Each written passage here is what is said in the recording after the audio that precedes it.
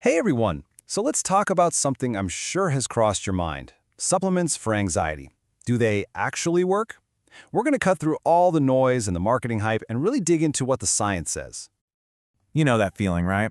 You're feeling anxious and you start Googling natural options. If you've done that, trust me, you are so not alone. It's a totally normal thing to do. But man, the options out there can be a real jungle. Super overwhelming.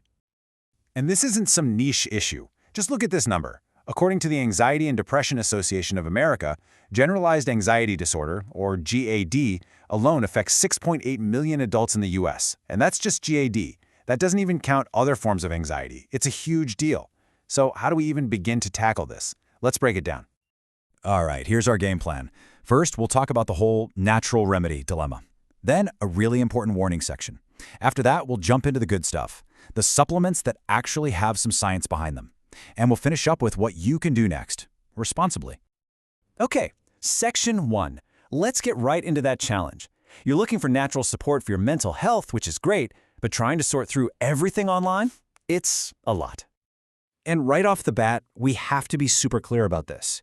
Therapy and medication are the heavy hitters, the main proven treatments for anxiety.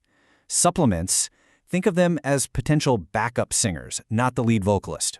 They're there for extra support, not to replace the main act. That's a really crucial distinction to keep in mind. Which leads us straight into our next section, a big old word of caution.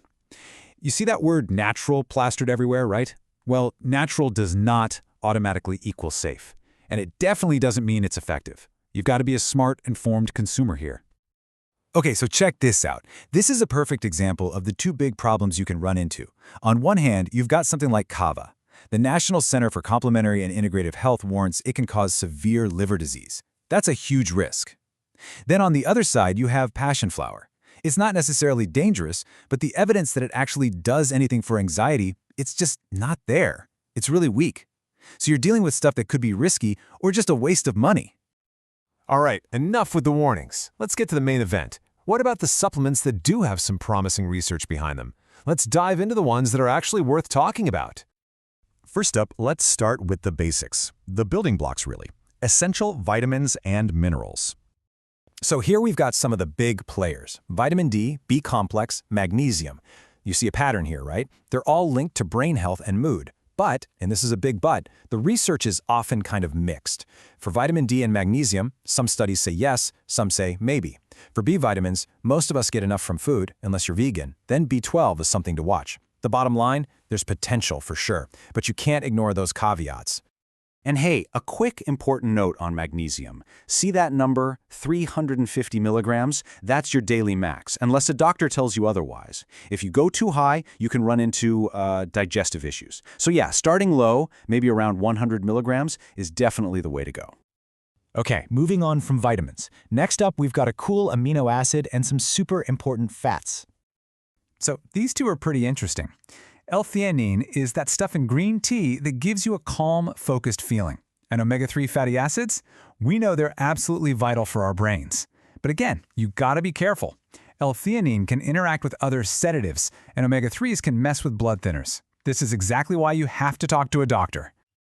And just to show you why L-theanine is on this list, check this out. One study from 2016 found that taking just 200 milligrams helped people have a lower stress response and lower cortisol levels after doing a tough task. That's real, measurable data.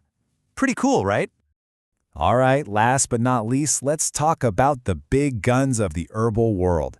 These are the remedies you've probably heard of, the ones that have been around forever. But just because they're old doesn't mean we know everything about them. So we've got valerian root, chamomile, lavender, lemon balm. You're seeing the theme again, aren't you? There's a long history of people using them to calm down, and there's some science that suggests they might help, but the research is often still preliminary or the results are mixed. So once again, we've got potential benefits, but also a huge need for caution and more research. Okay, wow, we've gone through a ton of information. But knowing stuff is one thing. Knowing what to do with it is what really matters. So this last part is all about action. How do you take this and move forward safely? Listen, if there's only one thing you remember from all of this, please let it be this sentence right here. Before you take anything new, you absolutely have to talk to your doctor. I can't say it enough. It is the most important, non-negotiable step. So here it is, your 4-step plan. Step 1, do your homework. Use what we've talked about here as a launch pad. Step 2, take that research to your doctor and have a real conversation about the pros, cons, and correct dosage for you. Step 3 is part of that conversation, making sure it won't interact with anything else you're taking. And step 4, and this is so important, do not, under any circumstances, stop taking prescribed anxiety meds without your doctor's okay.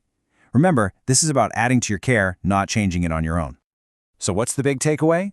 Supplements are not a magic bullet, they're not a cure-all. But for some people, they might be a useful tool in a bigger wellness plan. And it all starts with one thing, a smart, informed conversation with your doctor. So maybe the question is, could that conversation be the next step for you? Thanks for tuning in.